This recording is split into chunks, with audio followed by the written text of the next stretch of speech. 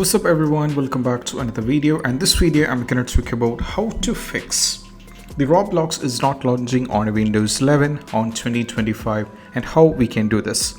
So let me directly get into the step. So the first and foremost step, what we need to do is we just need to go over here in the search for settings like this, and from here directly navigate to apps. Now from here navigate to installer apps, and over here if you find the Roblox, just search for the Roblox like this.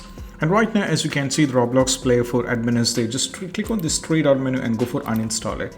Once the Roblox is completely uninstalled from your system, you need to re-download it back and you have to check. That's what you have to try. Sometimes, an uninstall can fix the issue.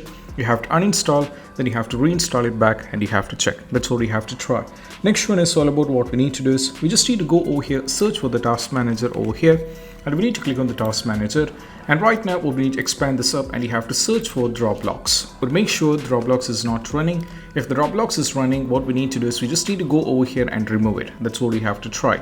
Most probably the Roblox will be here and you have to try. Sometimes if you're not able to try it, that's fine with it, but make sure if the Roblox is running, just remove it. And also I would like to give you parallelly one more thing, that if MSA Afterburner is running, just remove it as well.